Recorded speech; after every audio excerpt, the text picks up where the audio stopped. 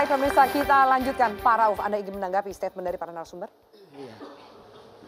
Jadi begini, kalau saya lihat perbedaan dengan daerah lain, Kota Kendari itu setelah saya mau ke sini sempat saya bincang beberapa adik-adik bahwa sebenarnya ini mumbul bulan 2 bulan kemarin ini sempat menghilang, ya.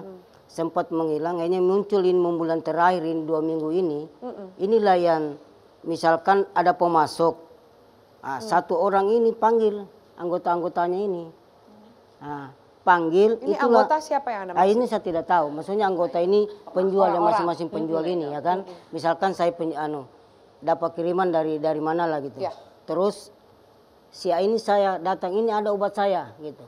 Setelah dapat itulah bersamaan datang ngambil bersama disebar ini, datang pembeli dan ada yang tidak membeli, akhirnya kena biasa ada anak-anak. Ini kan kedengarannya ada anak SD kan, yang meninggal duluan. Terus yang supir mobil dan anak saya gitu.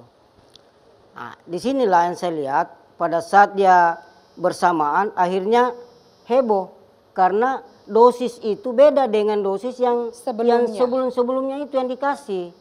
Itu yang terjadi. Hanya pada saat diberi minum bersama terjadilah malam hari Selasa itu. Ketika semua yang mengkonsumsi bersama-sama masuk rumah sakit jiwa. Rumah sakit jiwa. Akhirnya sampai 70-an ya. Sebenarnya masih banyak, cuma tidak terresup yang sebagian.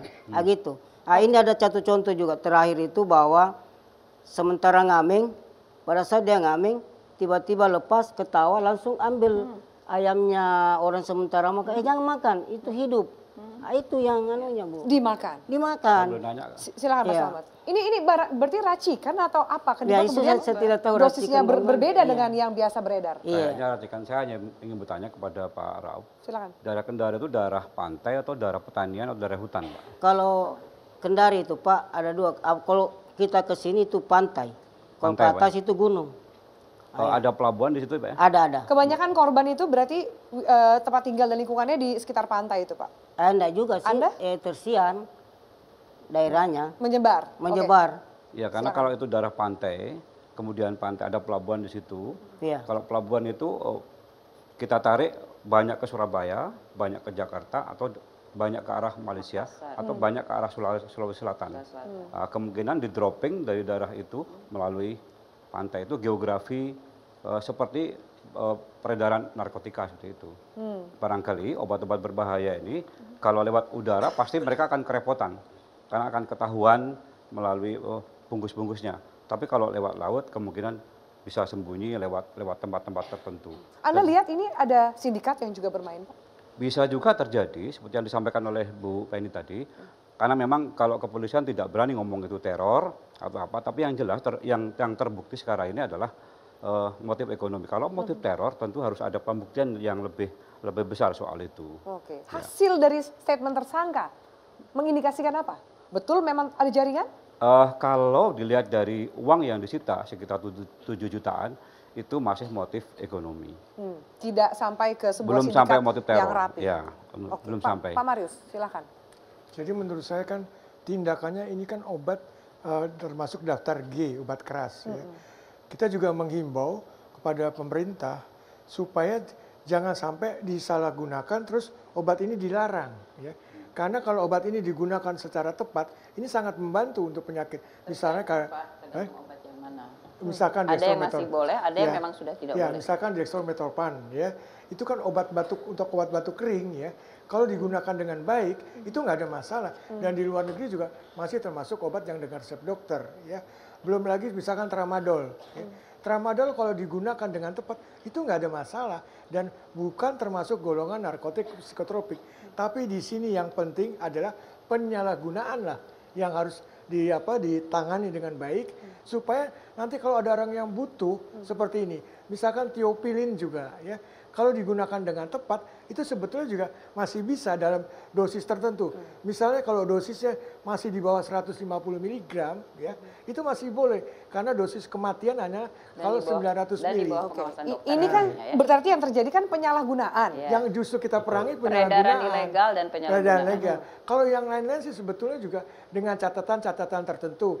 Kalau dengan resep dokter ya harusnya hanya didapat melalui sarana yang resmi yaitu apotek. Anda lihat ini bisa diatur nggak sih Pak ketika juga kok masif kemudian beredar?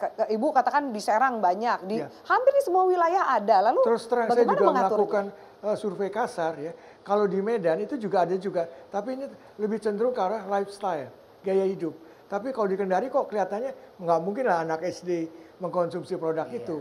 Jadi ini mungkin harusnya kasusnya dipilah-pilah. Mana yang lifestyle, mana yang memang ada dugaan tanda kutip apakah tidak ada maksud-maksud tertentu. Dan tindakannya juga harus bersama, bukan hanya Badan POM. Pakai Impres nomor 3 itu segera. Kalau memang macetnya di Menpan ya, itu segera. Ini kan emergensi supaya menghadapi permasalahan-permasalahan yang terjadi. Perlu saya tambahkan Impres 3 itu adalah Impres 3 tahun 2017 itu adalah peningkatan efektivitas pengawasan obat dan makanan. Jadi upaya dari pemerintah untuk memperkuat pengawasan obat dan makanan. Di mana di situ memang Badan POM sebagai koordinator, kemudian ada lintas sektor dengan perannya masing-masing gitu ya. Jadi di dalam situ juga ada aspek misalnya aspek regulasi. Badan POM membutuhkan klarifikasi beberapa regulasi yang masih belum ada di Badan POM sehingga Badan POM belum bisa melakukan dengan kuat. Pengawasan obat itu di jalur legal itu adalah tugas dari Badan POM ya. Nah, tapi untuk melakukan pengawasan itu harus dimulai dari bahan baku sampai produksi, sampai distribusi tadi ya, dan sampai ke fasilitas pelayanan kefarmasian, fasilitas pelayanan kesehatan itu di Badan POM. Jalur legal ya. Nah, di situ harus ada perkuatan Badan POM menerus. Selama setahun ini Badan POM sudah mendapat perkuatan. Impres 3 2017, Perpres baru dengan struktur organisasi baru Badan POM di mana nanti kepolisian juga akan bergabung dengan Badan POM. Nah, itu akan ya kami menunggu nah itu Menpan masih ada di tangan Menpan. Saya harapkan dalam waktu singkat mudah-mudahan dengan adanya isu ini ya bisa bergerak lebih cepat. Ya, itu harus segera. Bu Penny, ada zat karisoprodol itu kan sempat tidak boleh beredar lagi di tahun 2013. Ya, kemudian ada penarikan, ada jedanya. Ketika mungkin nggak ada oknum yang nakal atau jangan-jangan dari institusi Anda sendiri yang mengedarkan? Yang jelas itu bahan baku bisa saja masih masuk begitu ya. Nah, untuk itulah memang perlu ada pengawasan dan kerjasama yang kuat antara Badan POM dengan bea cukai ya atau di pelabuhan ya, bisa jadi ilegal ya. Nah, ya kalau selama bahan baku itu ada, karisoprodol itu masih ada, itu masih bisa dibuat dan itu buktinya kami temukan pada saat di Balaraja Serang misalnya ya. Nah, saya pernah dapat kontak dari Polda Sultra bahwa Polres Kendari dan Polda Sultra juga sudah bekerjasama dengan teman-teman dari POM untuk melakukan edukasi ke masyarakat di sekitar pantai, Sabara, Bimas, itu sudah dilakukan sebetulnya. Tapi kurang tahu kenapa kok masih ada terjadi seperti itu. Pak Rauf, Anda pernah mendapat sosialisasi ini? Enggak, saya enggak tahu apa pernah atau saya juga sendiri punya kegiatan dan ini enggak sempat saya pantau. Anda mendengar ada sosialisasi ini? Saya juga bilang tidak, jangan ada. Nah, itu kan fitnah juga buat saya kan. Cuma saya minta begini aja. Bagaimana khususnya Kota Kendari ini pihak-pihak terkait untuk memantau atau bagaimana tidak ada lagi peredaran yang segampang itu. Itu aja sebenarnya supaya jangan ada korban lagi. Kalau seperti ini modelnya khususnya pasti akan terjadi nih. Percaya aja saya. Anda lihat sulit atau tidak ketika kemudian tadi sebelumnya Anda katakan marak digunakan, bisa didapatkan dengan mudah, ada keuntungan ekonomi di situ? Kalau itu sih saya tidak tahu apakah sulit atau tidak, yang jelas tergantung dari niat kita. Apa kita bisa bekerja dengan sesuai dengan etikat kita atau sesuai dengan fungsinya kita. Nah, itu. Karena kalau masyarakat yang mau bekerja, jelas beda cara kerjanya. Pasti kita berantem atau bagaimana. Nah itu. Beda kalau yang terkait yang bekerja. Kalau seperti kita sudah tahu ini mumbul-mumbul, tapi ya itu aja yang kita bisa. Nggak bisa melakukan tindakan lebih jauh. Iya. Oke, perlu memang pihak-pihak yang terkait, yang berwenang untuk melakukan itu. Perlu. Baik.